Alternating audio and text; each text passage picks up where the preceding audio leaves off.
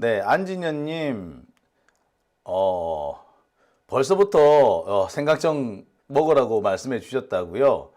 예, 안진현님께서 전에부터 저한테 생강 드시라고 이렇게 말씀해 주셨죠. 근데 이분은 생강 보내주셨다고요. 어떤 분인지 몰라도. 안 보내주셨잖아, 안진현님. 네.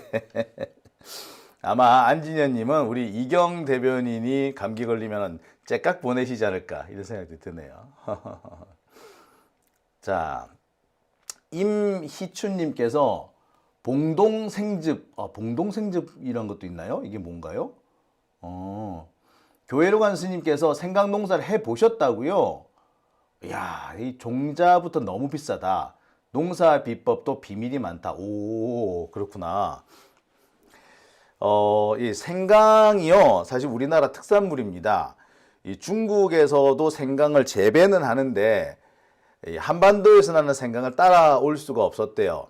이게 요즘만 그런 게 아니고 아주 옛날 옛적부터 그랬던 모양입니다. 그래서 조선의 생강, 고려의 생강은 인삼만큼이나 더 유명한 제품이었다고 합니다.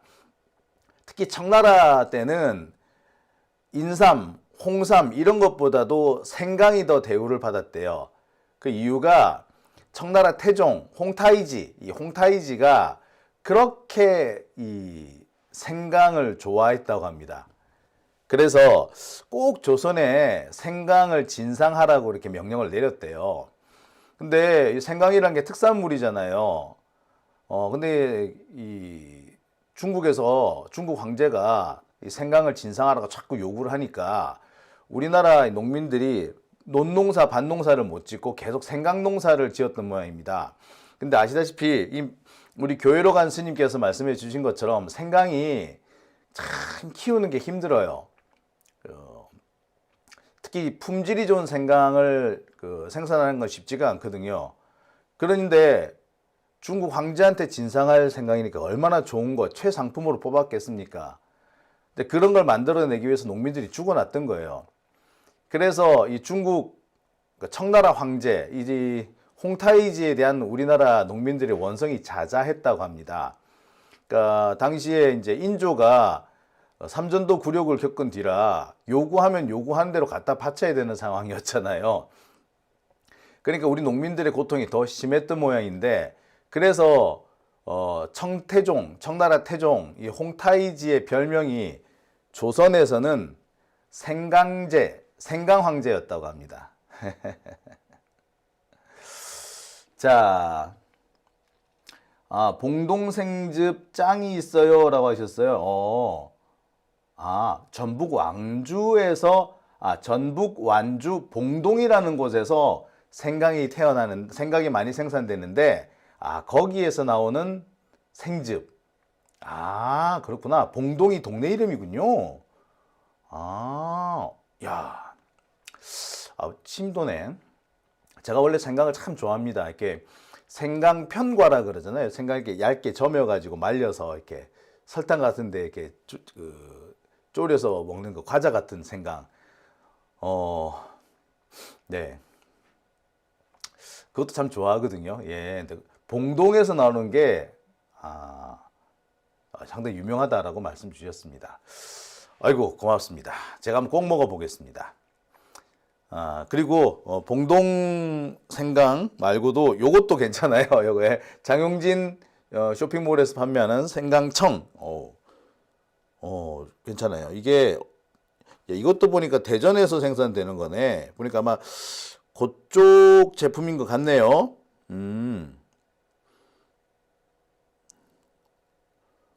이건 안동산이랍니다. 안동생강이랍니다. 안동생강. 예.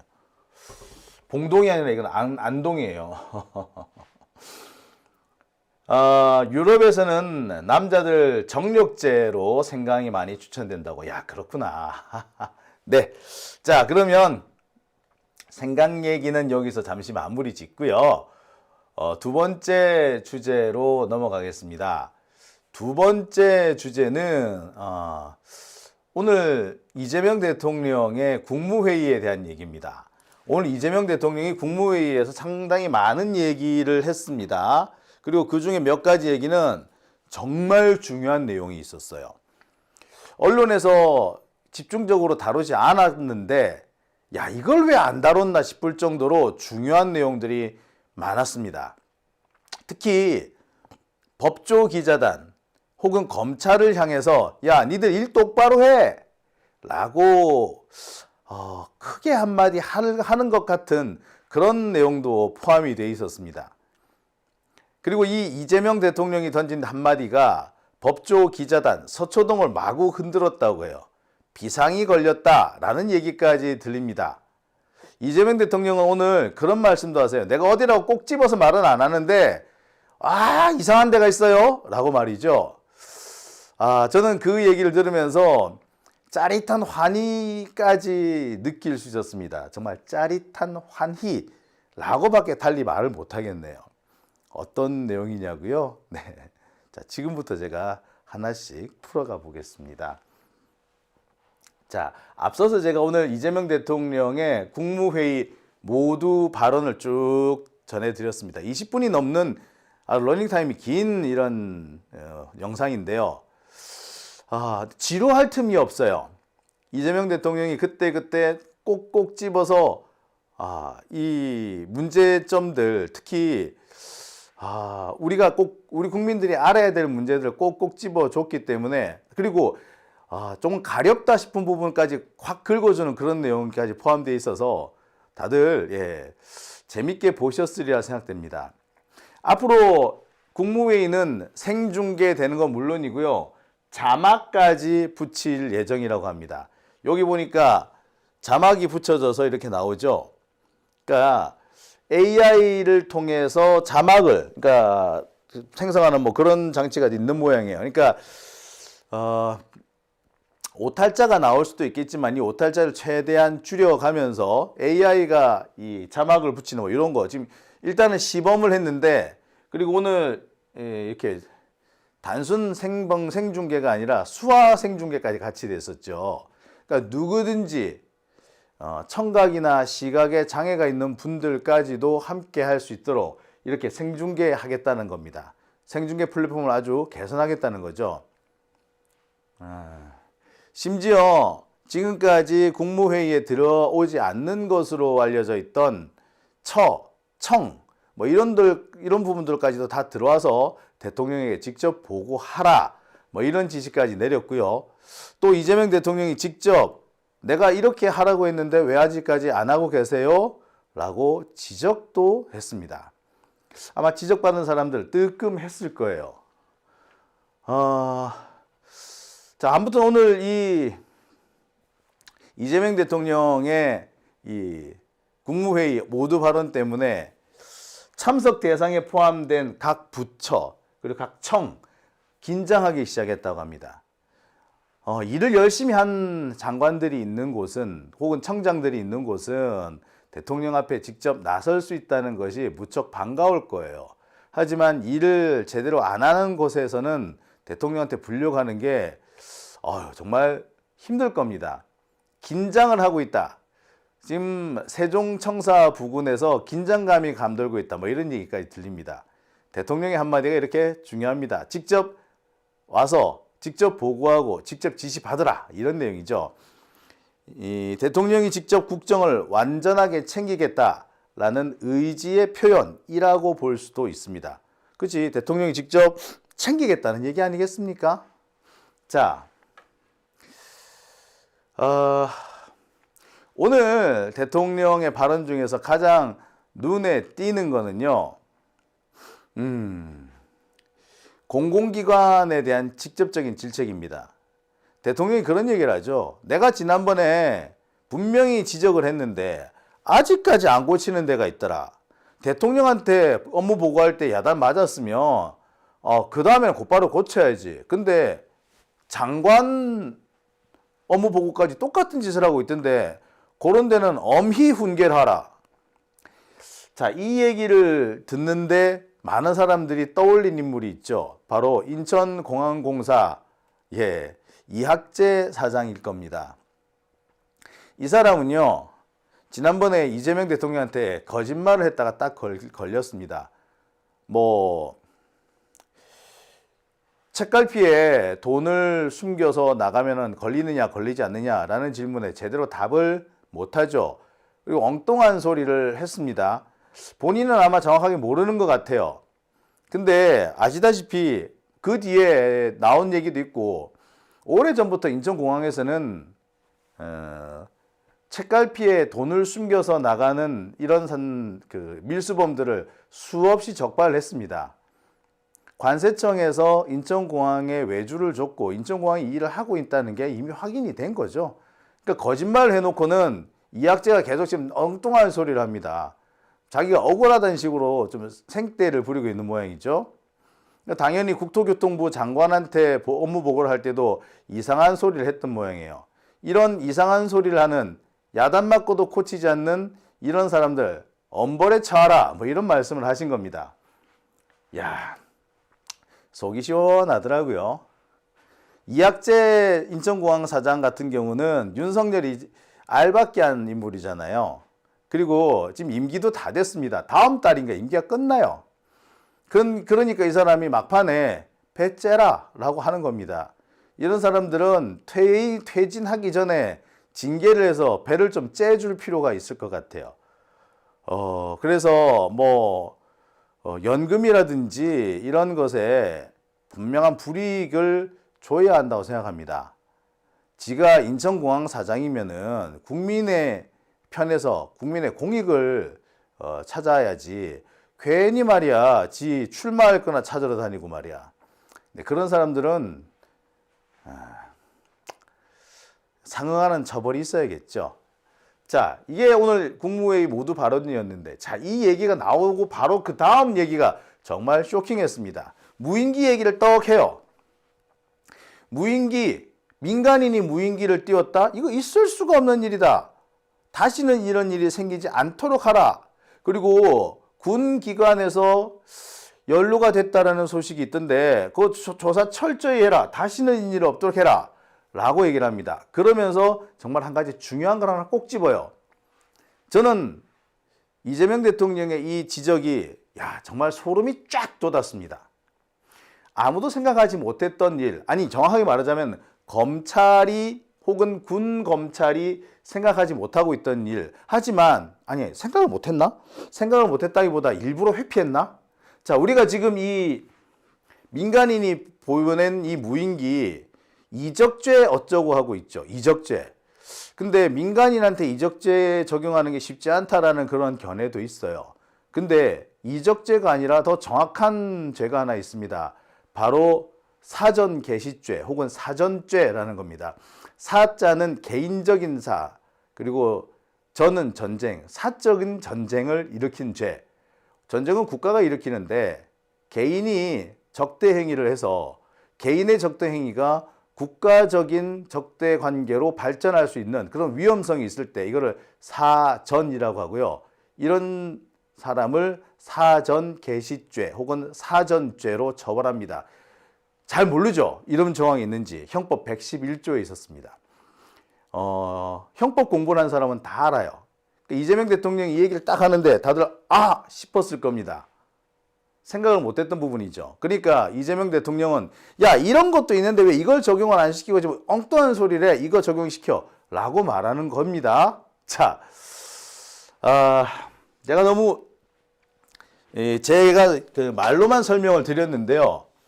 이거는 말로 설명할 게 아니라 이재명 대통령의 발언 내용을 직접 한번 들어보는 게 좋겠죠. 준비된 동영상이 있습니다. 한번 보시겠습니다. 무인기 얘기를 잠깐 해야 되겠는데, 지금 대북 무인기 때문에 시끄럽습니다.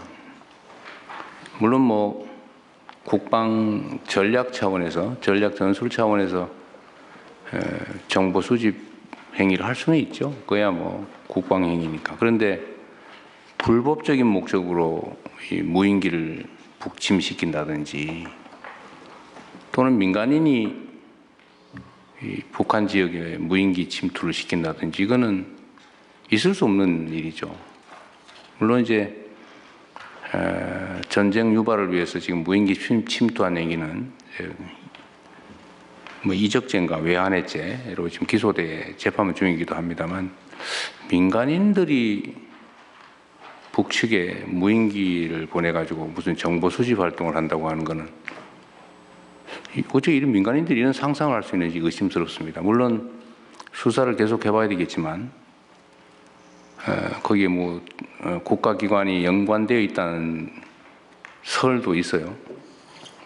아직은 확정된 건 아닌데 하여튼 지금까지 드러난 거는 민간인들이 멋대로 북한에 무인기를 침투시켰다는 겁니다. 이게 원래 전쟁을 유발하거나 이게 소위 사전 행위라고 그런 죄가 있잖아요. 사전 개시죄인가 뭐 이렇게 개인적으로 이렇게 침략 행위하고 이렇게 하면 처벌하는 조항이 있는 걸로 아는데 그거 아는 분 없어요? 이게 아주 희한한 죄명이라 잘 모르시는 모양이네. 그런 게 있습니다. 개인이 지멋대로 상대 국가한테 전쟁 개시 행위를 하면 처벌하는 그런 법조문이 있어요. 이 전쟁 개시 행위나 마찬가지죠. 북한 지역에 총 쏜 거하고 똑같잖아요. 멋대로. 근데 이런 걸 어떻게 과감하게 이렇게 할 수 있는지 정말 이해가 안 됩니다. 이게 철저하게 수사해서 다시는 이런 짓들을 못하게 엄중하게 제재해야 되겠습니다. 또 한 가지 놀라운 사실은 지금 이런 최첨단 과학기술 또는 국방 역량이 발전한 상태에서도 무인기가 몇 번씩 왔다 갔다 넘어가는 걸 체크를 못합니까? 이 국방부 혹시 상황 아세요? 네, 지금 이 사람 얘기에 들어 3번 보냈다는 거 아닙니까? 그런데 어떻게 그 경계 근무하는 데서 체크도 못하고 국지방공 레이더로 주로 체크하고 그러는데요. 미세한 점만 좀 보인다고 합니다. 그런데 지금 조사를 하고 있는 중입니다. 미세한 점 정도로 보인다? 예. 하여튼 뭔가 구멍이 났다는 얘기예요. 물론 네. 전에 북한 무인기 침투 때도 그때는 적당히 추적은 뭐 일부는 했다고 하는데 어떻게 북쪽으로 가는 무인기는 체크를 못하냐. 그 의심받는 측면이 또 있는 거잖아요. 네. 보다 철저히 조사하도록 하겠습니다. 그러십시오. 그리고 필요하면 시설 장비를 좀 개선을 하든지 뭐 해야 되겠죠. 예. 하여튼 이런 걸로 불필요하게 그 긴장이 고조되고 남북 간에 대결 분위기가 조성되면 경제에도 악영향을 미치지 않습니까?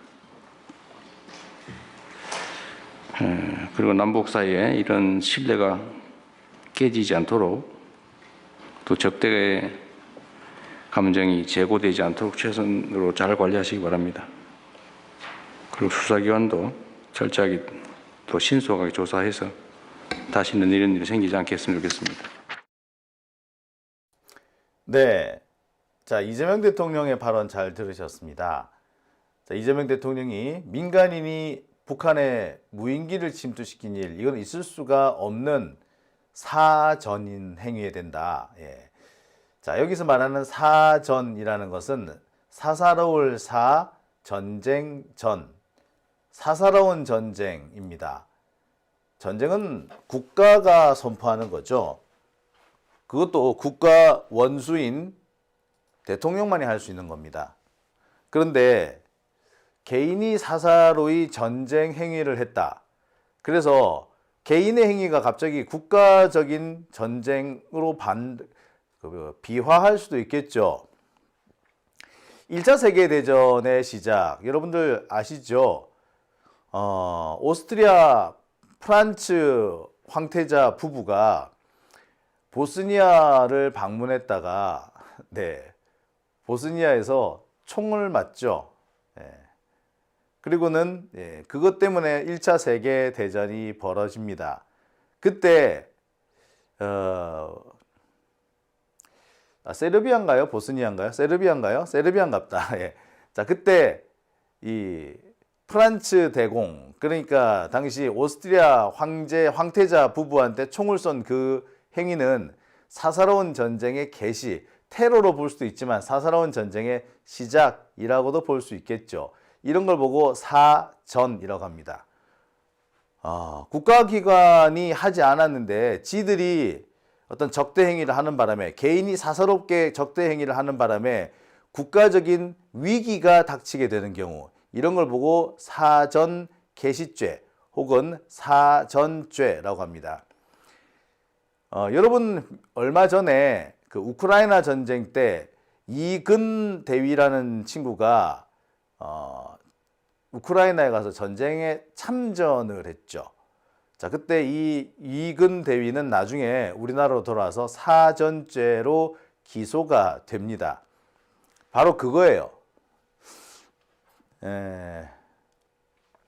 사전죄 혹은 사전개시죄 형법 제111조에 나옵니다. 외국에 대해서 사전한 자는 1년 이상의 유기금고에 처한다. 미수범은 처벌한다. 사전을 범할 목적으로 예비 음모한 자는 3년 이하의 징역에 처한다. 자수한 자는 감경 또는 면제한다. 자수하면 광명 찾게 해준다. 자, 이렇게 형법 제111조에 나와 있는 겁니다. 잘 모르시죠? 법학 전공자들도 잘 모르는 대목이기도 합니다. 옛날 옛적에 배운 적은 있는데 실제로 적용될 수 있는 사례가 많지 않아서 그냥 다들 잊고 지내는 사실상 거의 사문화되다시피 한 그런 법입니다. 하지만 적용 사례가 없다고 해서 사문화된 거는 아니죠. 아무튼 이번에 북한에 무인기를 보낸 사람들은 이적죄로 처벌하든가 사전죄로 처벌할 수 있다라는 거고요. 이재명 대통령이 이 점을 꼭 집은 겁니다. 야, 걔네들 이적죄? 이적죄로 안 되면은 사전죄라고도 해. 둘 중 하나는 될 거 아니야? 라고 지적을 한 겁니다. 자, 윤석열의 경우는 이적죄가 확실하죠. 전쟁을 일으키겠다는 목적을 가지고 한 거기 때문에 적에게 유리한 어떤 적한테 전쟁을 일으킬 빌미를 준 거 아니에요. 그래서 한반도를 위기 국면에 빠지게 한 것이 윤석열의 행위입니다. 다만 윤석열이 대통령이었기 때문에 이거 사전이라고 하기가 참 뭐해요. 그래서 대신 이적죄를 적용한 겁니다. 하지만 민간인들의 경우는 이적죄보다 이 사전 개시죄가 더 적용하기가 딱 떨어지죠. 더 수월해 보입니다. 사전죄.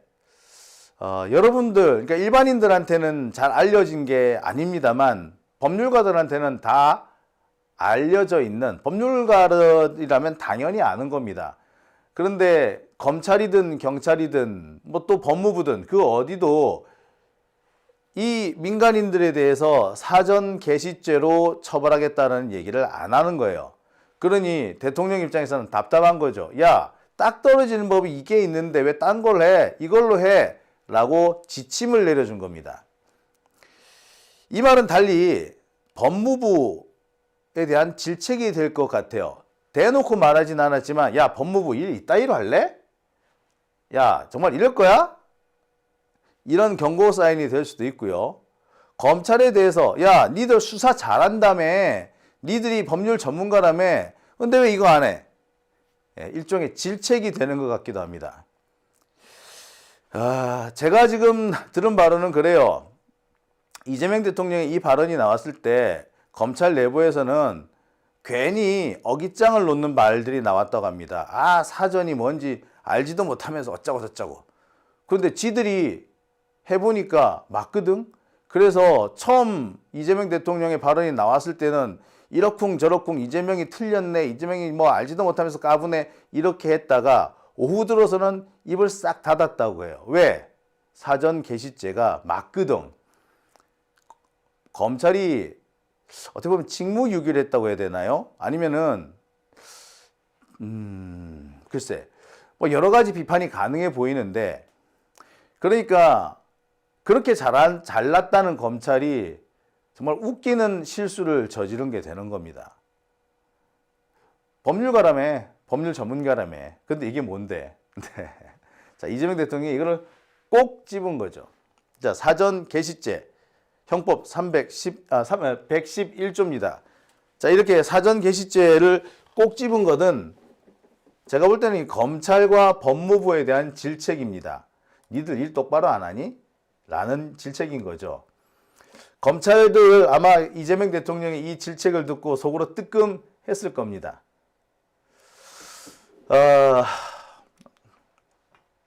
이거는 뭐 수사하고 나발이고 필요가 없죠. 그죠? 네, 뭐 거의 뭐 명백한 거기 때문에 검찰이든 경찰이든 이 얘기를 할 법도 한데 말을 안 하고 있는 거죠. 어떻게 보자면은 이들 북한에 무인기를 보낸 이들이 이른바 우파 진영에 속하기 때문에 검찰이 좀 적극적인 좀 검토를 안 하지 않았는가, 법리 검토를 안 하지 않았는가라는 생각이 들어요. 그러니까 이재명 대통령은 바로 그 지점을 꼭 집어서 야, 니들 똑바로 해? 라고 지적을 한 것이다 라고 보시면 될 것 같아요. 자, 여기서 하나 알 수 있습니다. 검사들 잘났다며, 검사들이 잘한다며 뭘. 근데 어떻습니까? 이거 잘하는 건가요? 있다고 해놓고 잘했다고 할 수 있나요? 네. 이재명 대통령의 한마디는 대놓고 콱 그냥 누군가를 비방하지는 않았지만 관련자들이 뜨끔 부끄러울 수밖에 없도록 만드는 힘이 있는 그런 내용이 있는 지적이 되겠습니다. 자, 그런데 진짜는 이 다음에 나옵니다. 오늘 이재명 대통령 이게 검찰에 대한 얘기인지 언론에 대한 얘기인지 모르겠으나 한마디를 합니다.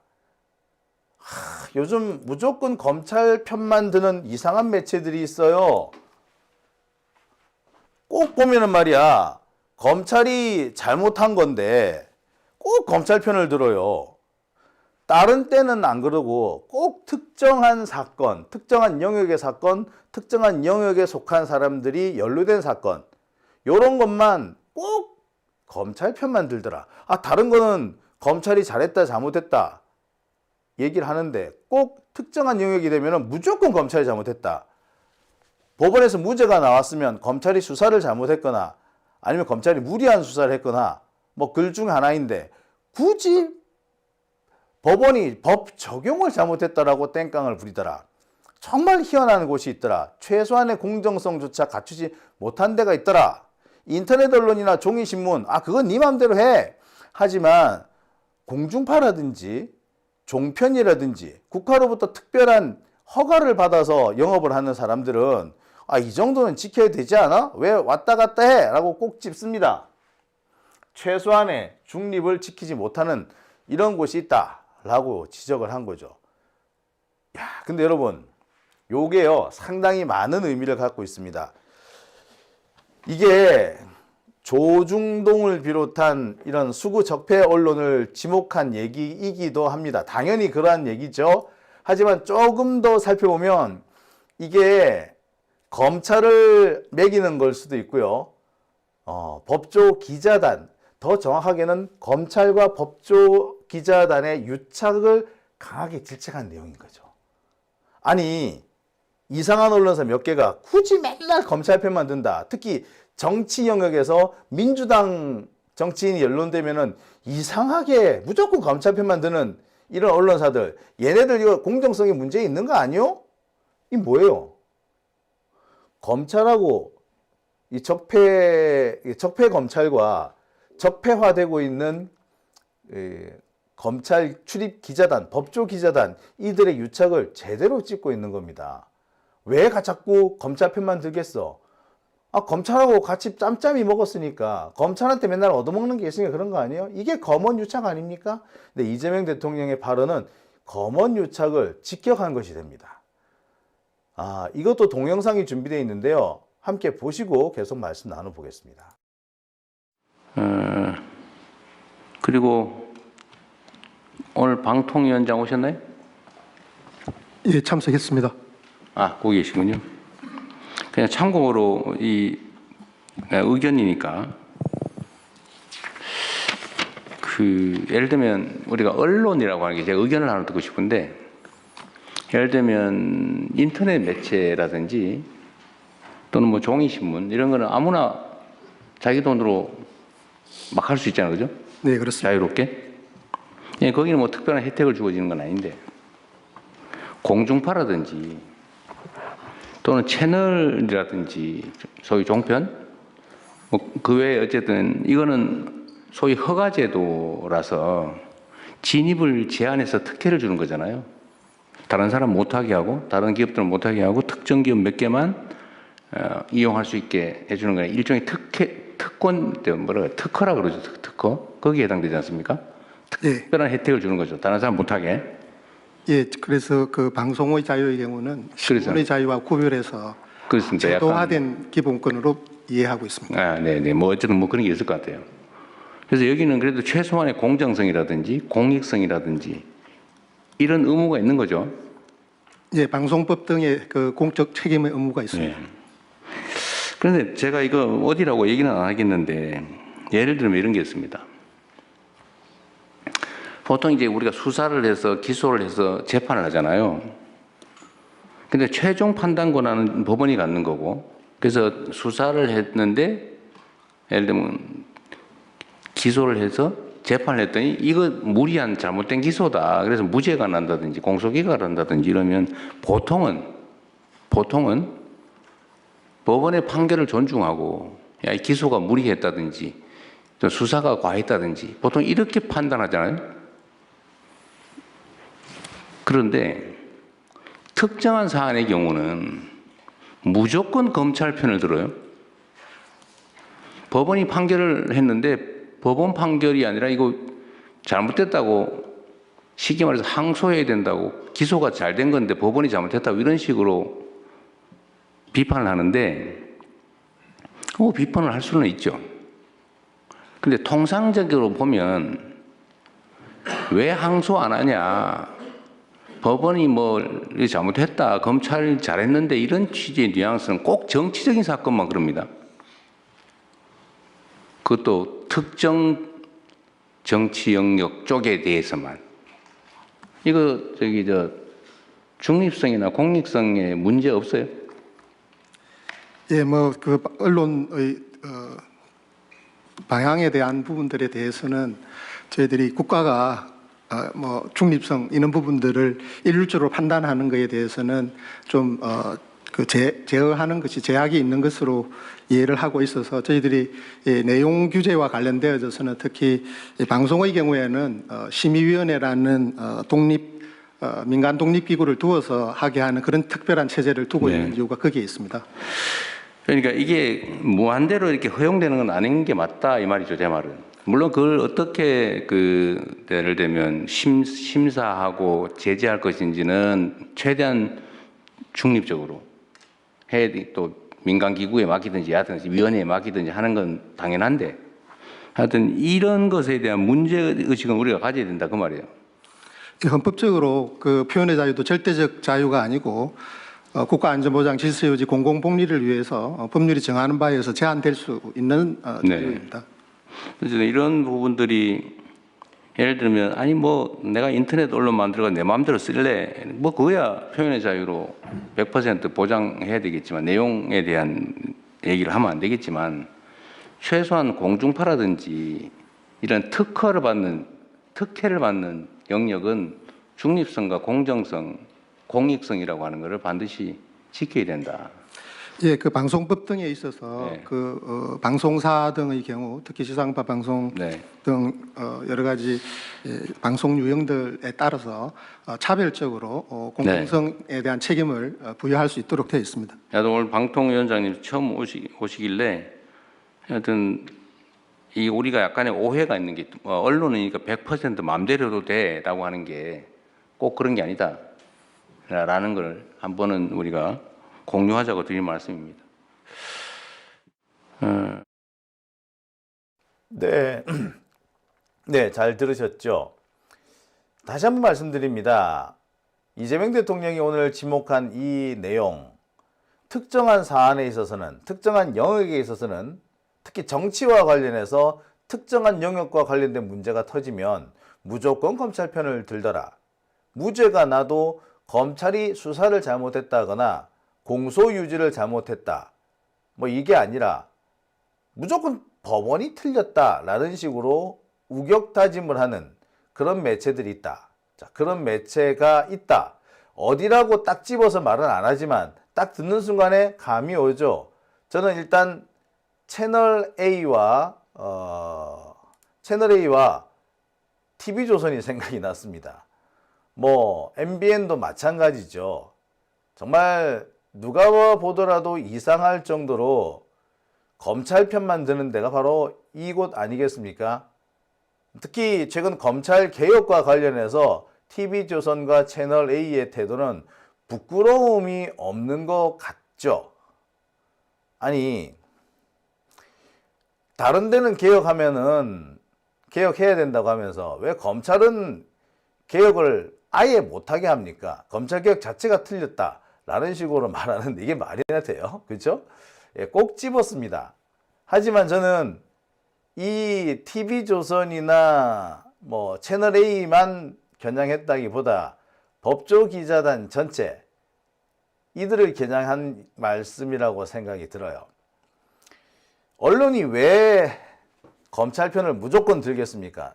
특히 민주당이라든지 정치권이 관련된, 특히 그중에서도 민주당 인사와 관련된 사건에서는 무조건 검찰 편을 들잖아요. 무조건 검찰이 잘한다는 식으로, 검찰이 맞다라는 식으로. 자, 그렇게 말하는 이유가 뭐겠어요? 왜 그렇게 하겠습니까? 왜 무조건 검찰 편을 들겠습니까? 간단합니다. 검찰한테 얻어먹을 게 있거나 아니면 이들이 민주당과 다른 노선을 사고, 쉽게 말해서 국힘당 쪽 애들인데 국힘당 쪽 애들이다 보니까 뭐 검사든 판사든 심지어 언론이든 그러니까 수구적패 국힘당 쪽 의견만 말하기 때문에 뭐 이런 일이 생긴다. 뭐 이렇게 볼 수 있겠죠. 예. 이게 뭐예요? 법조기자단과 검찰의 유착관계를 지목한 얘기일 수도 있는 겁니다. 아니, 저는 그렇게 봐요. 사실상 법조기자단을 겨냥한 얘기다. 이 법조기자, 그 중에서도 채널A와 TV조선 등 검사들과 아주 유착관계가 깊은, 아니 채널A는 오죽했으면 검은 유착 사건까지 닿았겠습니까? 게다가 조선일보 같은 경우는요, 아예 대놓고 공급받는 애들이 있어. 진짜 막 일부러 막 불러서 주고 막 그래. 그러니까 검찰의 모든 행동, 특히 이제 검찰이 분명히 잘못된 행동인데도 검찰이 잘했다라는 편드는 기사를 쓰는 겁니다. 이게 종이신문이라면 상관없으나 적어도 국가로부터 특별한 허가를 받아서 영업을 하고 있는 공중파나 이 종합편성 채널 이런 데서는 절대 있어서는 안 되지 않느냐, 요 얘기를 하는 겁니다. 근데 방통위원장이 좀 말을 사태의 인식을 좀 못하고 있는 것 같아요. 그죠? 이거는 표현의 자유를 묻는 게 아니라 검사와 언론의 유착관계, 유착된 언론이 공정성을 상실한, 특정 권력과 유착된 언론이 공정성을 상실한 사태에 대해서 비판하고 있는 거거든요. 그런데 뭐 표현의 자유, 이게 표현의 자유가 아니고 이 사람아, 그거 적폐 카르텔의 문제라고. 아, 참. 이 방통위원장 이번에 새로 앉힌 사람도 참 개념 없는 것 같아요. 머릿속이 많이 빈 사람 같습니다. 그냥 학자로서 뭐 학문적인 얘기는 할 줄은 모르겠으나 정말 자기가 해야 될 일이 무엇인지, 또 대통령이 바라는 개혁의 방향이 무엇인지에 대해서는 잘 모르고 있는 게 아닌가. 할 줄 보면은 대통령의 말은 시원한데 방통위원장의 발언은 답답했죠. 그 이유가 거기 있는 겁니다. 동문서답했기 때문에 그런 거예요. 다시 한번 말씀드립니다. 바로 이 얘기 때문에 오늘 서초동이 난리도 아니었대. 특히 기자단 사이에서 웅성거림이 계속 포착이 됐다고 합니다. 검사들도 저거 사실상 우리 보고, 우리 들으라고 한 얘기 아니야? 그리고 특정 언론사들, 저거 우리 보고 한 얘기 아니야? 조선일보나 채널A 쪽에서 그런 얘기가 나왔다고 해요. 아니, 그럴 수밖에 없겠지. 뜨끔했을걸요? 재밌는 거는 아무도 이 부분에 대해서 보도를 안 했어. 여러분 한번 보세요. 정말 중요한 내용 아닙니까? 언론이 공정성을 상실한, 검찰과 연관된 부분에서 공정성을 상실한 그런 영역이 있다. 이거는 언론개혁의 문제이기도 하고 검찰개혁의 문제이기도 하죠. 검찰이 왜 그렇게 언론을 구워 삶아놨겠어. 지들의 정치적 목적이 있었기 때문에 그런 거잖아요. 정치 검사들, 쉽게 말해서 한동훈 같은 놈들이 조중동 꼬셔가지고 한동훈이 가는 거 무조건 옳다, 무조건 잘한다 이렇게 떠들었잖아. 그거 못하게 해야 된다는 얘기인데 그게 무슨 뭐 표현의 자유가 왜 나와? 그거는 언론의 정치적 중립이나 검찰의 정치적 중립과 관련된 문제이자 정치검사와 적폐 언론의 카르텔을 지적한 얘기란 말이에요. 근데 무슨 자꾸 표현의 자유 있다는 소리를 하고 있어. 딱 저 얘기 나왔을 때 제대로 된 사람이라면 법조기자단 해체해야 합니다. 이 얘기가 나왔어야지. 안 그래요?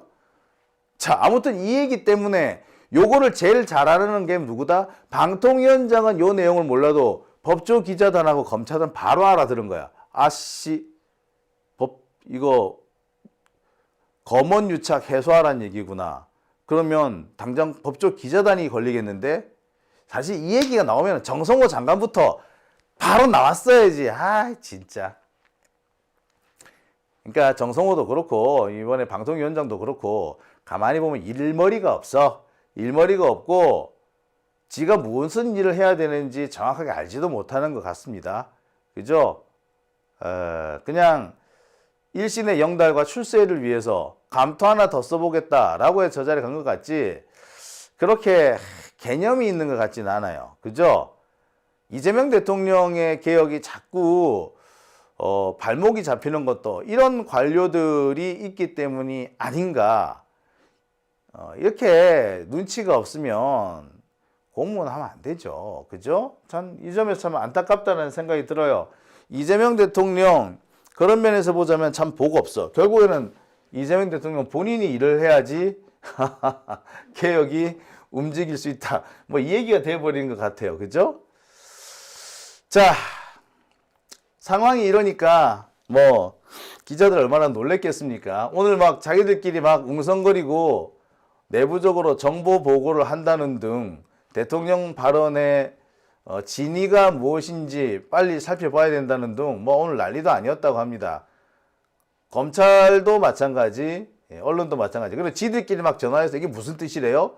그래서 뭐 직접적으로 뭐라 하겠대요? 뭐 혹시 뭐 들리는 얘기 있어요? 이렇게 자기들끼리 막 전화 돌리고 난리도 아니었대요.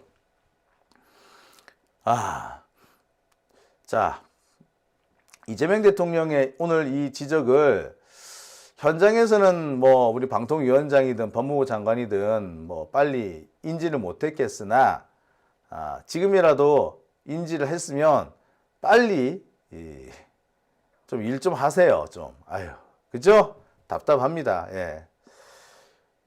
용병조님께서 답답하니까 대통령이 이 말을 한 거다. 그럼요. 얼마나 오죽 답답하면 그랬겠습니까? 자, 간지폭풍님께서는 태종대왕이 그립습니다. 그죠? 안진현님, 보도하면은 더 최악이 되니까 안 하는 거지요? 맞아요.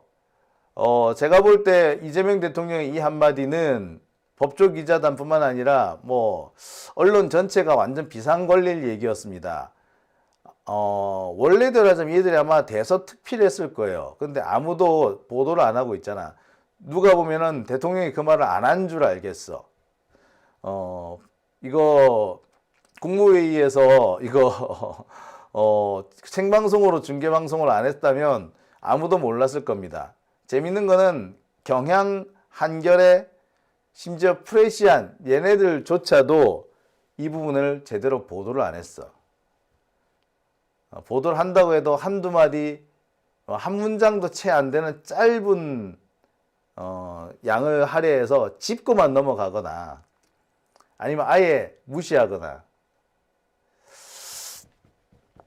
자, 언론의 속내가 이렇게 빤히 보입니다. 동시에 그들이 지금 얼마나 겁먹었는지도 빤히 보이네요.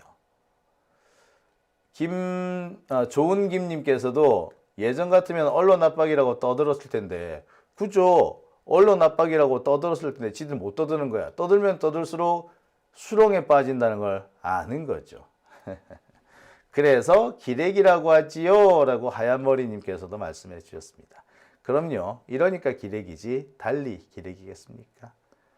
오밤중 뉴스 함께하고 계신 지금 시각 12시 58분 지나고 있습니다.